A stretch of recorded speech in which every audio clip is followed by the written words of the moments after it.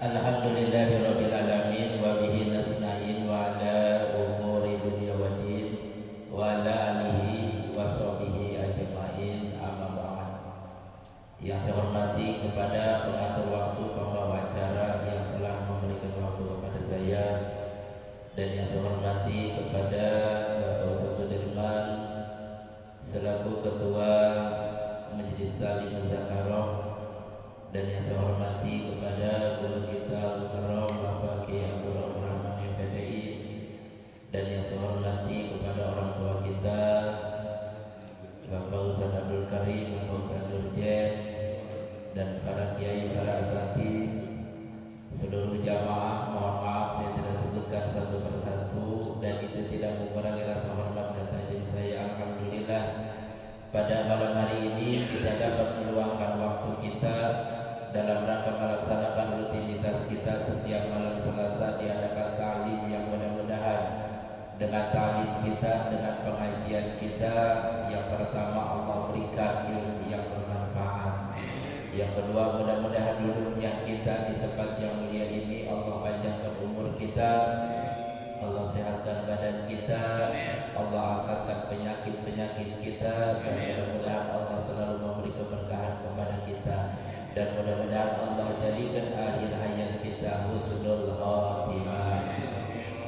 Hadirin jamaah yang saya hormati, kita lanjut kepada materi kita, Bidayatul Hidayah. Bismillahirrahmanirrahim. Babu adabul wudu'i, ini bab menjelaskan adab-adab berwudu. Faiza faragta, maka apabila selesai kamu minal istinja'i, daripada istinja, fala tatrukis siwaka, maka jangan meninggalkan siwak.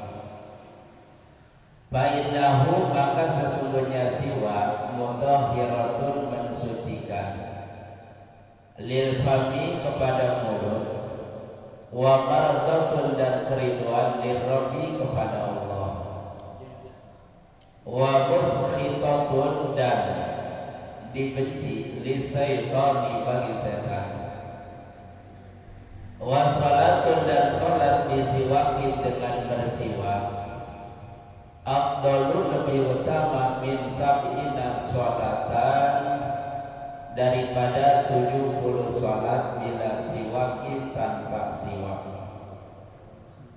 Waruyan, dan diriwayatkan, an Abi Hurairah, dari Abi Hurairah radhiyallahu anhu, qala, berkata Abi Hurairah, qala Rasulullah, bersabda Rasulullah sallallahu alaihi wasallam, laula an asuqa, jika tidak bermasakan, tidak memberatkan, ala ummati, kepada umatku, la amartuhum, pasti merintahkan kami kepada umat, bisiwaki, dengan bersiwak, fi kulli sholatin, di tiap-tiap sholat. Wa anhu, dan dari Nabi sallallahu alaihi wasallam, umirtu, diperintahkan kami, bisiwaki, dengan bersiwak, hatta khasitu, sehingga takut kami, ayub tabak, akan diwajibkan alaiya, kepada kami, summajlis, kemudian duduk kamu, lilwudu'i, kepada wudu, mustaqbilal kiblati, menghadap kiblat, ala maudi'in murtafi'in, kepada tempat yang tinggi, kaila yusibaka, karena supaya tidak terkena kepada kamu, ar-rasasu, kepretan air. Waqul, dan ucapkan oleh kamu, bismillahirrahmanirrahim, Rabbi a'udzubika min hamajatis sayatin, wa a'udzubika Rabbi ayyahurun. Sumbangsil, kemudian basuh oleh kamu yadaika, dua tangan kamu, salasan 3 kali, qabla an tadkhulahuma, sebelum akan memasukkan kepada dua tangan al-ina, kepada tempat. Wa qul, dan ucapkanlah, Allahumma inni as'alukal yumna wal barakata wa a'udzu bika minas su'mi wal halaka. Sumanwi, kemudian niat kamu raf'al hadasi, mengangkatkan hadas, awis tiba atas sholati, atau membolehkan sholat. Wala yanbaghi, dan tidak mesti, anta zuba, akan menghilangkan niyatuka, niat kamu, qabla ghuslil wajhi, sebelum membasuh muka. Fala yasihu, maka tidak sah, wudu'uka, wudu kamu, summa huz, kemudian mengambil kamu ghurfatan, sesiup, lifika, bagi mulut kamu, wa tamatmat, dan berkebunlah kamu biha, dengan ghurfah, salasan 3 kali, wa balik, dan sampaikanlah fi raddil ma'i, di dalam membalikkan air, ilal ghal somati, kepada tenggorokan, illa ayyakuna, kecuali akan adanya kamu iman, puasa. Farfuk, maka pelankanlah, waqul, dan ucapkanlah, Allahumma inni ala tilawati kitabika wa kasrati zikrika wa sabbitni bil qawli sabbit fil hayati dunya wa fil akhirah. Di mana ya? Ini menjelaskan tentang adab ketika kita melaksanakan berwudu. Wudu adalah menjadikan syarat sahnya sholat. Ketika kita sholat tanpa wudu, maka otomatis sholat kita tidak sah. Di antara wudu adalah salah satu daripada menghapusnya dosa dari sekalian anggota yang ada di dalam diri kita. Barangkali ketika kita mempunyai mulut sering membicarakan orang, punya tangan ngambil lakukannya hak sendiri, kaki sering melangkah kemana, mata, maka semuanya ketika kita berwudu dibasuh anggota badan kita, maka bisa menghilangkan dosa-dosa kita. Ketika kita mau sholat zuhur, terus kita melaksanakan wudu, maka menghilangkan dosa yang ada di anggota kita. Faiza faragta minal istinja fala tatruki siwaka fa innahu mutahhiratun. Ketika kita selesai daripada istinja, maka jangan tinggalkan siwak. Maka sesungguhnya siwak itu adalah membersihkan kepada mulut, menjadikan keriduan Allah, menjadikan kebenci bagi setan. Jadi kalau kita selesai daripada istinja, maka kita jangan tinggalkan siwak. Di dalam kitab Fathul Mu'in dijelaskan bukan hanya untuk sholat, bahkan ketika orang yang sulit sakaratul mautnya disunatkan disiwak. Ini memudahkan di dalam keluarnya ruh daripada badan kita. Kalau misalnya kita lihat seseorang sakaratnya susah bener dari pagi sampai siang sampai sore sampai besokannya lagi, udah kagak sadar tapi orang mati-mati. Di dalam kitab Fathul Mu'in disunatkan orang yang sulit sakaratul maut disiwak, disusurin, insya Allah kagak lama memudahkan keluarnya daripada ruh kita. Di samping untuk melaksanakan ibadah, banyak hal-hal dalam arti yang dianjurkan ketika orang yang bersiwak. Di antaranya gigi bersih, Allah ridho, setan murka, benduk, kesel, ngambek bagi orang yang suka bersiwak. Wa salatun bisiwakin afdalu min sabila salatan bila siwakin. Satu rakaat salat dengan bersiwak lebih utama daripada 70 rakaat tanpa siwak. Itu. Jadi bandingannya gede, bandingannya besar. Satu rakaat, satu kali salat dengan bersiwak lebih utama daripada 70 kali salat tanpa siwak. Biasanya kan kadang-kadang kalau dikasih dari orang yang umroh haji ditaruh orang dipakai-pakai sampai 5 tahun masih ada bayar orang ada lokasi. Ini disunatkan. Kata Rasulullah, laula an asuqa ala ummati la amartuhum bisiwaki fi kulli sholatin. Kalau seandainya tidak menjadikan masakan kepada umatku, kata Rasulullah, saya pasti akan merintahkan setiap sholatnya bersiwak. Dan Rasulullah mengatakan, umirtu bisiwaki hatta asitu ayakuba alayya. Saya khawatir kalau seandainya saya diperintahkan, saya takut nanti bagi umat saya terjadinya kepada wajib. Gitu. Sumajlis lil wudu'i, ketika kita selesai daripada siwak maka duduklah lil wudu'i mustaqbilal kiblati. Jarang benar kalau kita wudu sambil duduk, biasanya pada diri. Emang duduknya orang ada, duduk di mana? Jadi disunatkan adabnya kita berduduk sambil duduk di tempat yang tinggi. Tujuannya apa? Kaila yusi bakar rosas, supaya tidak ada keceretan dulu ke air ke tempat, ke badan kita, ke kain kita, ke celana kita gitu.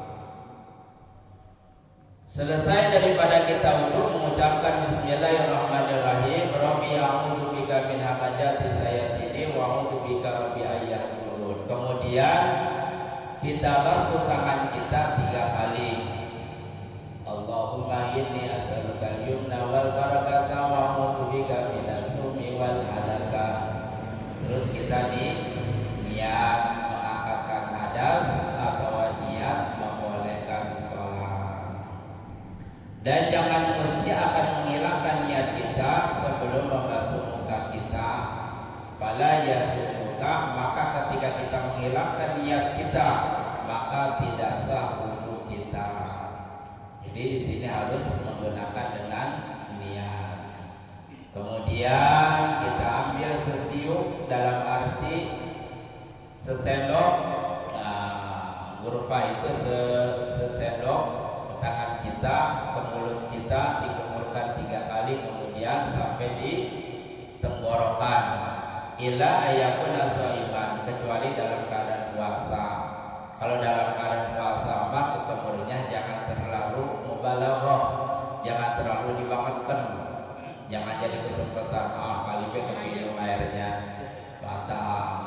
Jadi kalau seandainya gimana, seandainya posisi kita lagi puasa, ketika kita wudu kekemur ada yang ketelan sama kita, kagak batal kalau nggak sengaja, walaupun ketelan tapi tidak sengaja dan tidak dimubalaghahkan, tidak dibangetkan, maka tidak apa-apa, kagak batal puasa kita.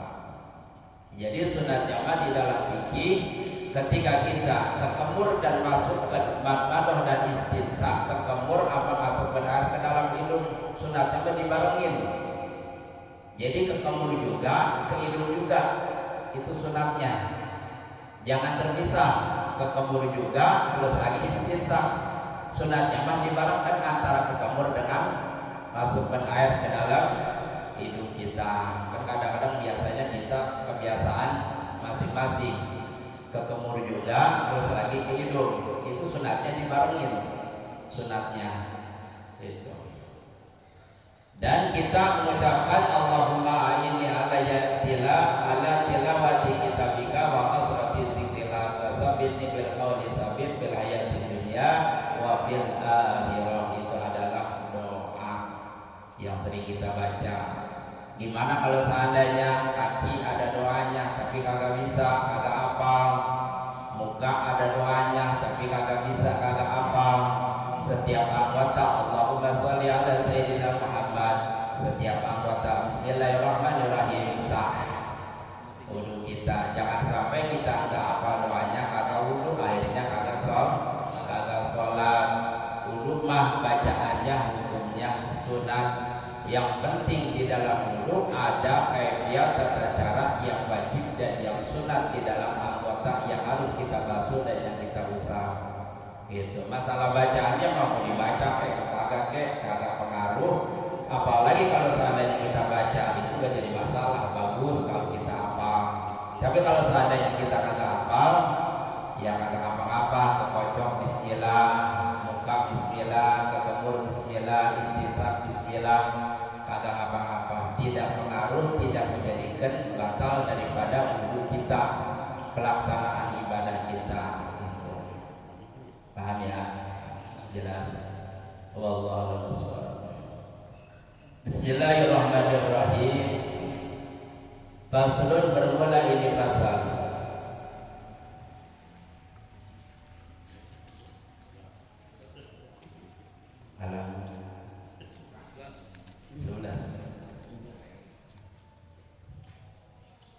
Al-ahdatsu isnani, hadas terbagi dua bagian. Asgharun, yang pertama hadas kecil, hadas cilik. Wa akbarun, dan hadas besar. Bal asgharun, maka hadas kecil ma'auzaba, perkara yang mewajibkan al-wudu'a kepada wudu. Wal akbaru, dan hadas besar ma'aujabal islam, perkara yang mewajibkan kepada mandi. Al-auratu arba'un, aurat terbagi 4 bagian. Auratul rajuli, pertama aurat laki-laki, mutlaqan mutlaq. Wal amati, dan amati sholati di dalam sholat.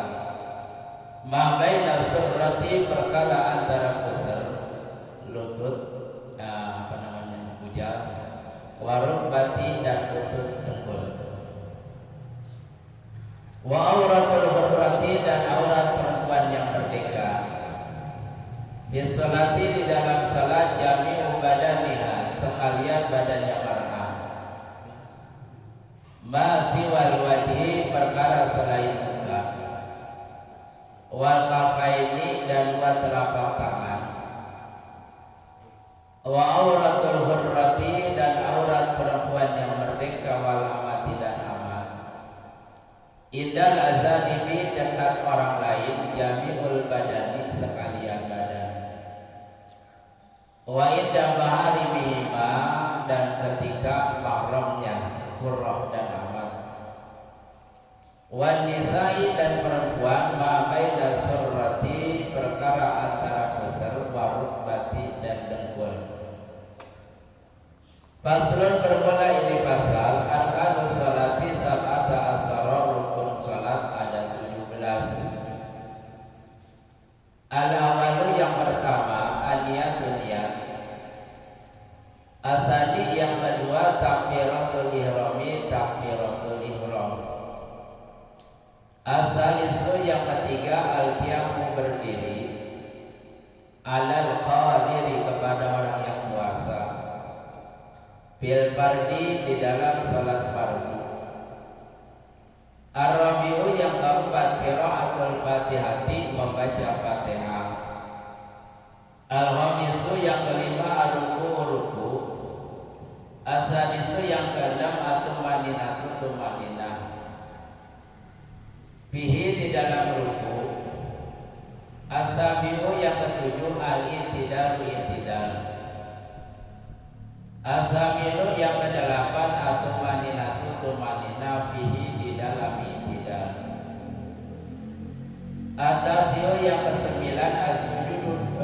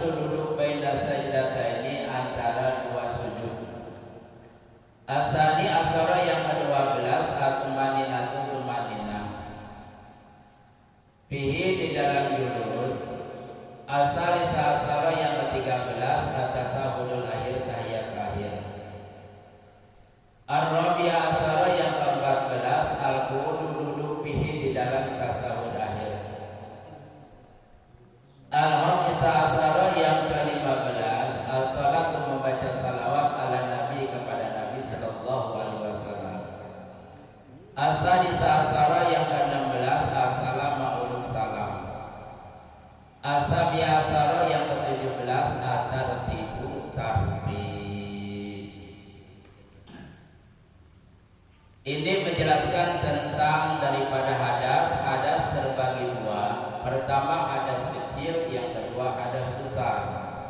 Hadas kecil adalah hadas yang mewajibkan kepada wudu, hadas besar yang mewajibkan kepada mandi.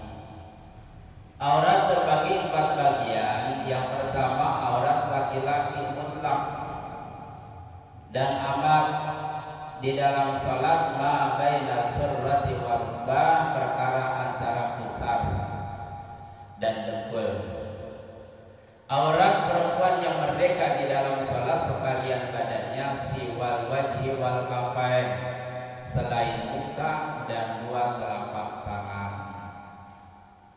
Dan aurat bagi laki-laki bukan hanya di dalam sholat, di luar sholat pun bagi laki-laki wajib harus tertutup.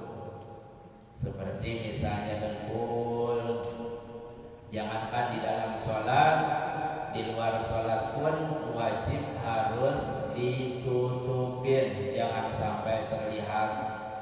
Jangan kita pakai kolor di atas dengkul, aurat kita terlihat. Kan ini mah lelaki bukan perempuan, sama lelaki juga wajib harus ditutupin. Kalau kita main bola, kita cari kolor yang di bawah dengkul.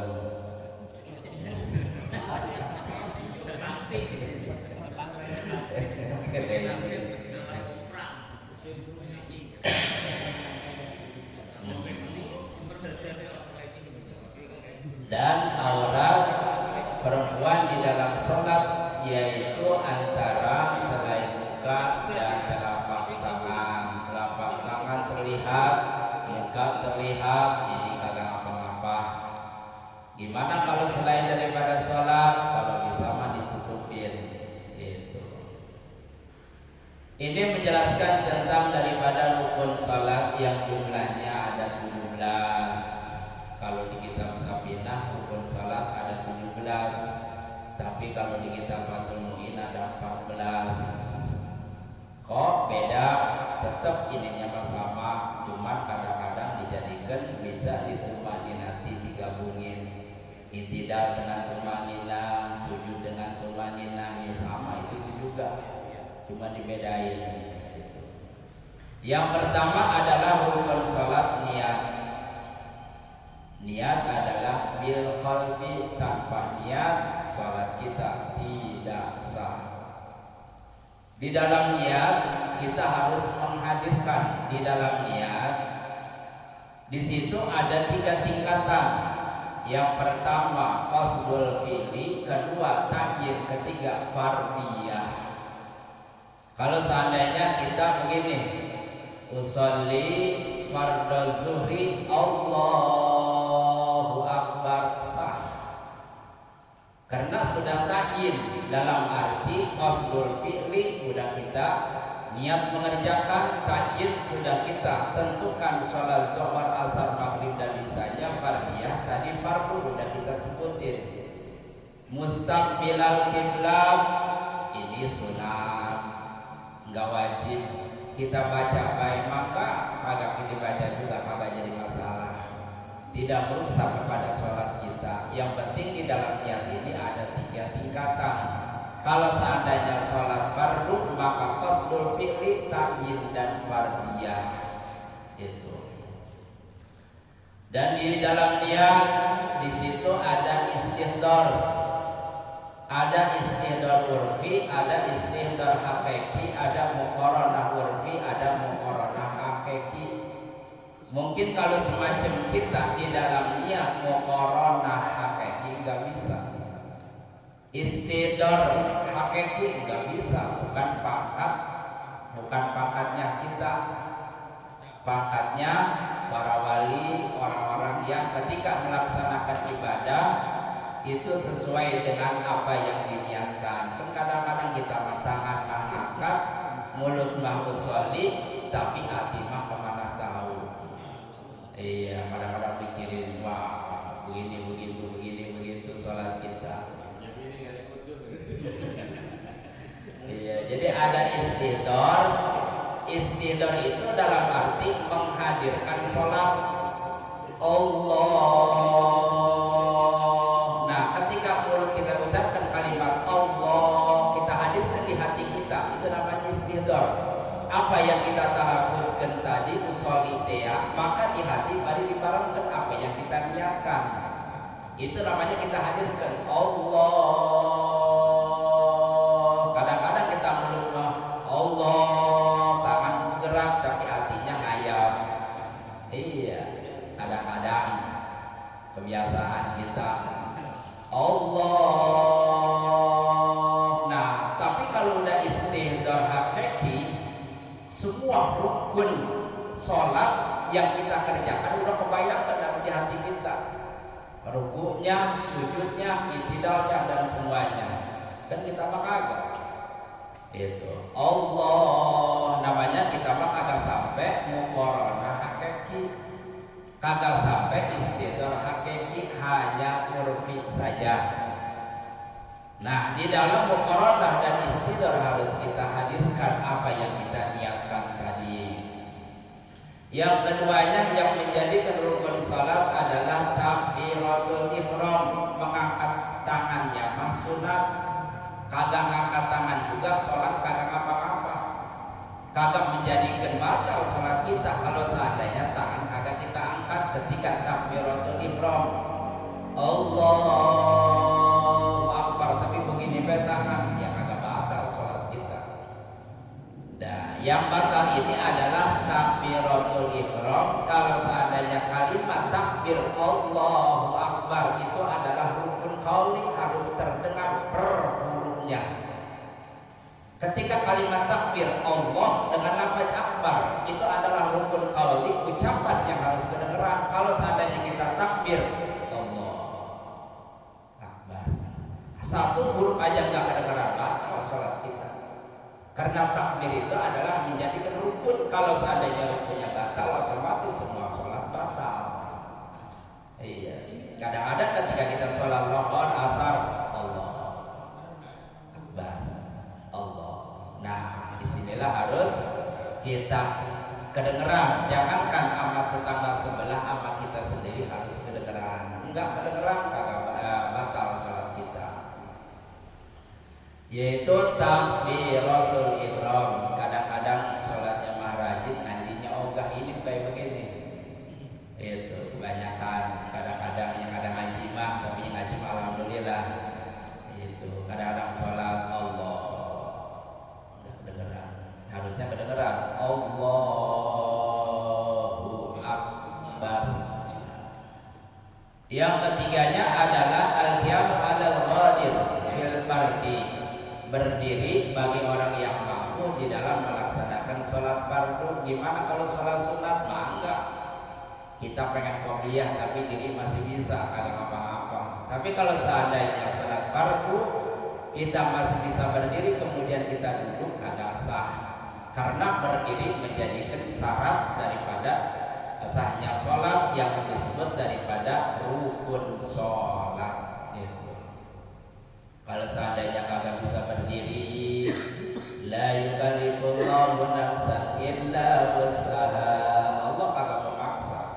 Kalau seandainya kita nggak bisa berdiri, bari dulu kagak bisa bari dulu, bari miring kagak bisa bari miring, bari celentang kagak bisa bari celentang, isyarat dengan kelapok mata nggak bisa isyarat dengan kelapok mata, nggak berjalankan rukun-rukun sholat di dalam hati, kagak bisa juga baru disembayangin. Itu terakhir. Nah, karena sakit di sini tidak menjadikan ajar sholat. Karena sakitnya kita separah-parahnya sakit enggak menjadikan ajar sholat, enggak menjadikan ujur sholat. Ketika kita sakit, wah Allah mah tahu ini gua lagi meriang, Allah mah tahu ini gua lagi sakit, kagak bisa diri, kagak bisa duduk, kagak bisa miring, misalnya, tetap aja enggak ada kewajiban melaksanakan sholat. Yang dikatakan tadi, bari miring, bari celentang, bari isarah dengan mata begini. Misalnya rukuk ngedep, sujud ngedep, i'tidal ngedep. Itu namanya isarah dengan al kelapuk mata. Enggak bisa juga dengan hati menjalankan rukun sholat dengan hati. Saking wajib-wajibnya sholat. Kalau dalam keadaan puasa masih ada rusuh, masih ada keringanan. Kita sakit waktu di bulan puasa Ramadan boleh buka puasa. Kita ada di dalam perjalanan yang sangat jauh melelahkan, ketika kita enggak kuat haus boleh kita buka puasa. Tapi kalau yang namanya sholat, walaupun kita sambil celentang mirip isyarat dengan kelapuk mata, tetap aja sholat harus dikerjakan. Enggak termasuk daripada hajarus sholat. Itu. Yang keempatnya qiraatul Fatihah. Jadi di dalam sholat ada rukun fi'li, ada rukun qauli, ada rukun qalbi. Rukun qalbi yang ada di dalam hati kita, rukun qauli seperti tadi Allahu Akbar. Terus lagi qiraatul Fatihah, membaca Fatihah adalah rukun qauli. Ketika rukun qauli dari bismillah sampai waladhdallin harus kedengaran sama telinga kita. Kadang-kadang kita sembahyang johor bacaannya pelan, orang kedengeran sama telinga kita sendiri, kagak sah sholatnya. Itu misalnya alhamdulillahirabbil alamin, orang kedengeran misalnya sembahyang zuhur umik-umik doang, maka tidak sah. Karena Fatihah menjadi rukun qauli. Arti qauli adalah ucapan setiap orang berbicara pasti kedengeran. Kalau misalnya ngomong kagak kedengeran berarti gak. Iya. Jadi sholat kita gagu, posisinya gak kedengeran, maka tidak sah. Jadi kalau kita baca Fatihah, mau sembahyang apa baik harus kedengeran sama telinga kita. Yang kelimanya yang menjadi rukun salat adalah ruku. Ruku ini adalah menjadikan rukun fi'li, pekerjaan. Di dalam ruku, kalau di dalam kitab Safinah hanya sepintas-sepintas saja. Tapi kalau misalnya di dalam kitab-kitab yang seperti Fathul Qorib, misalnya Fathul Mu'in misalnya, nah cara-cara rukunya di sini adalah diatur di dalam fikih. Yang kita pegang adalah dengkul kita, bukan yang dipegang betis kita, bukan yang dipegang paha kita. Jadi yang dipegang adalah dengkul kasoffatin wahidah. Ketika kita ruku maka rata punggung kita. Itu. Yang keenamnya adalah tumaninah. Tumaninah di dalam ruku wajib biqadri subhanallah, lamanya tumaninah dengan ucapan subhanallah, kagak lama. Kadang-kadang ruku jarang ada tumaninahnya, ya bagi yang agak ngaji barangkali. Seperti begini misalnya, saya cobain ya. Nah, ketika kita ruku, sami Allahu liman hamidah, ini jangan goyang nih. Kalau ini tangan masih goyang kemudian kita sujud, batal sholat kita karena nggak ada tumaninah. Jadi ketika kita dari ruku, sami Allahu liman hamidah, nah diam jangan bergerak. Ada juga yang disedangkan lagi, maka itu lebih bagus lagi. Sami Allahu liman hamidah. Nah, ada disedangkan lagi, bagus. Kagak disedangkan, ini kan cuma diam, jangan digerakkan. Kadang-kadang begini, sami Allahu liman hamidah Rabbana, misalnya langsung sujud, itu batal karena nggak ada tumaninahnya. Jadi kita diindikan kagak lama biqadri subhanallah, dengan ukuran lamanya tumaninah adalah ucapan subhanallah gitu. Yang ketujuhnya adalah intidal. Tumaninah di dalam intidal, sujud 2 kali, yang ke-10-nya adalah tumaninah. Yang ke-11-nya duduk antara 2 sujud, yang 12-nya adalah tumaninah, 13-nya tahiyat akhir. Yang ke-14-nya duduk di dalam tahiyat akhir, yang ke-15-nya membaca salawat kepada Nabi, yang ke-16-nya salam, ke-17-nya tartib. Jadi rukun sholat ini ada yang sunat, ada yang wajib. Kita harus bisa membedakan yang wajib yang mana, yang sunat yang mana. Jangan sampai ketika kita tidak bisa membedakan di dalam sholat yang wajib yang mana, yang sunat yang mana, lam tasih sholat tubuh, tidak sah sholat kita. Berat apa kagak? Berat ya. Ketika ditanya kita tahiyat akhir hukumnya apa? Sunat. Misalnya bacaan subhana rabbiyal a'la wa bihamdi, apa hukumnya? Wajib. Benar apa salah? Salah. Jadi kita harus bisa membedakan. Gimana kalau seandainya kita kagak tahu, cuman kita bisa membedakan di dalam sholat ada yang wajib, ada yang sunat, dalam arti sah. Tapi kalau seandainya ketika ditanya di dalam sholat ada yang wajib, ada yang sunat, dijawabnya sunat semua, kalau ada yang wajib, maka tidak sah sholatnya.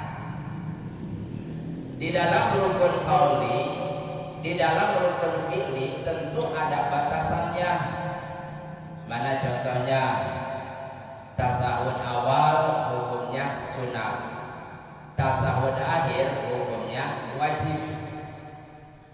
Ketika kita meninggalkan tasahud awal karena posisi dalam keadaan lupa, maka tidak menjadikan batal sholat. Teruskan sholat kita nanti diakhiri pakai sujud sahwi. Nah, kalau seandainya posisi tahiyat akhir kita tinggalkan, otomatis batal sholat kita. Karena tasawuf akhir adalah wajib. Di dalam pilih kalimat at-tahiyyatu, nah disitulah kita harus menggunakan, jangan sampai tasdidnya terlibat.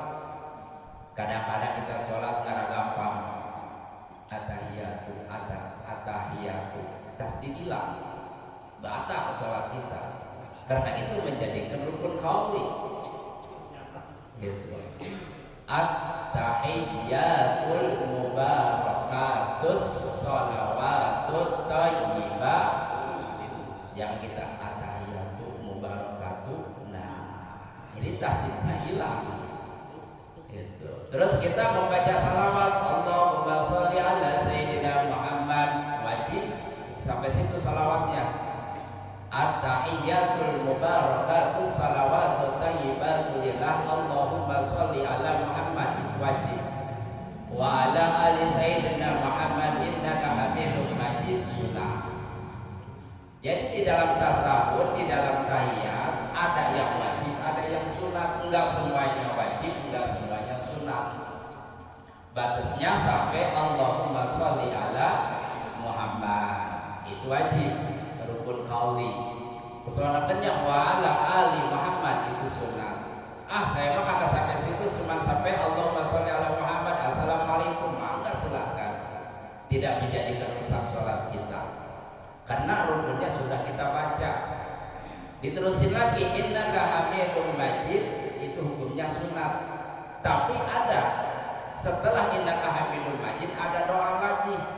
Ketika doa tersebut kita tinggalkan, maka terjadi kepada pemakruhan di dalam sholat. Innaka hamidum majid, assalamualaikum warahmatullah, assalamualaikum warahmatullah, enggak ditambahin doa lagi, itu makruh hukumnya. Yang kita khawatirkan ibadah sholat kita, sholat mahdi kerajaan, tapi pemakruhan kita jalanin. Perkara yang dibenci sama Allah masih kita kerjakan. Diibaratkan kita kerja, sedangkan bos itu gedeg sama kita, benci sama kita, ngasihnya juga kayak gimana gitu. Karena ada hal pemakruhan yang kita kerjakan. Nah, supaya tidak ada pemakruhan di dalam sholat kita, selesai innaka hamidum majid, ditambahin doa lagi. Itu apa doa kitanya kita bisa. Jangan dipakai doa Allahumma barik lana. Itu doa memakan.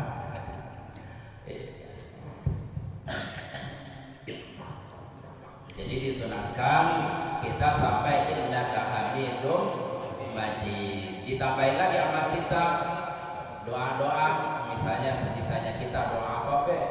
Jangan sampai di dalam pemakruhan sholat kita kerjakan. Di kitab ini maka gak ada, tapi di kitab-kitab yang lain Al-Mazmuratul Mabsuthah yang sudah dijelaskan jabarannya ada tambahannya. Jadi ketika kita tinggalkan ini makruh, bukannya batal sholat kita, enggak batal, karena tidak ada yang sekira-kira pembatalan sholat kita kerjakan. Maka sholat kita tidak batal, tapi pemakruhan ada, karena ada hal pemakruhan di dalam sholat kita kerjakan. Terus lagi uluk salam, assalamualaikum, kum wajib, warahmatullah sunat. Jadi assalamualaikum warahmatullah ada yang wajib, ada yang sunat. Misalnya kita uluk salam, assalamualaikum, assalamualaikum, sah. Yang wajib sudah kita kerjakan. Sunat ditambahin lagi warahmatullah, warahmatullah bagi sholat fardu. Tapi kalau sholat mayit ditambahin lagi sunat, maka wabarokat. Nah, disinilah adalah tentang di dalam sholat kita, rukun sholat. Di dalam sholat ada yang wajib, ada yang sunat. Uluk salam yang ke kanan wajib, uluk salam yang ke kiri sunat. Yang ke-17-nya adalah tartib. Mudah-mudahan dengan ta'lim kita, pengajian kita sedikit demi sedikit, kita bisa merubah ibadah kita yang tadinya kurang baik, kurang benar. Ada hal pemakruhan kita kerjakan, sekarang jangan kita kerjakan.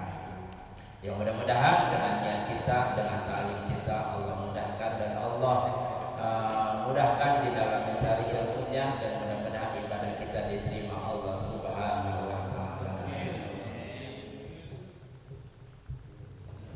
Demikian materi pelajaran yang telah disampaikan oleh guru kita, dan pada saat kita ini meningkat kepada acara selanjutnya, yaitu sesi tanya jawab yang akan dipandu oleh Bapak Kiai Abdul Rahman. Makanya saya persilakan.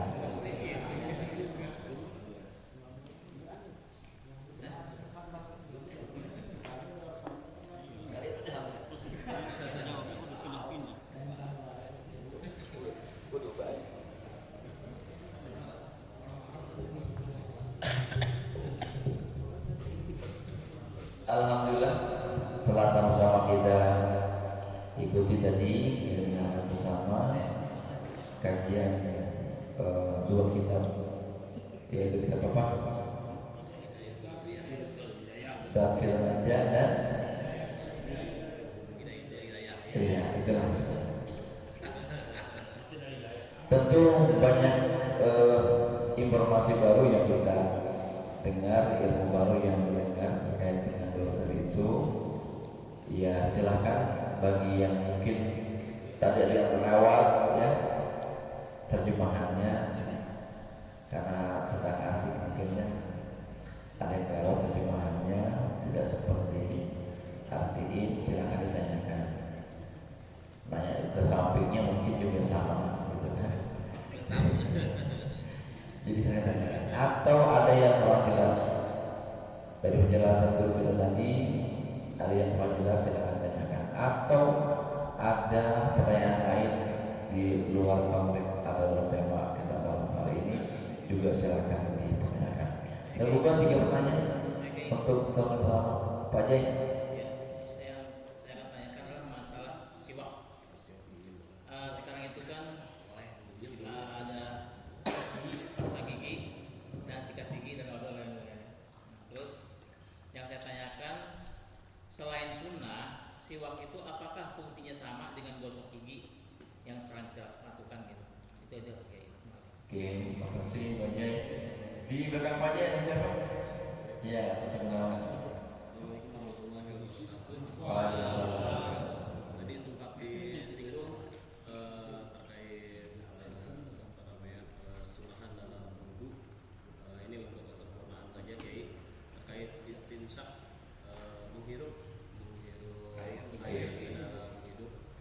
Itu istinsyak itu berarti kan harus ada air ya Kiai ya, harus ada air yang masuk. Nah, ada istilah lain, ada istinsyak, berarti mengeluarkannya. Nah, mengeluarkannya ini berarti kan lubang ini kan menyatu langsung ke mulut Kiai. Nah, kira-kira keluarnya langsung dari hidung lagi atau dari mulut? Segera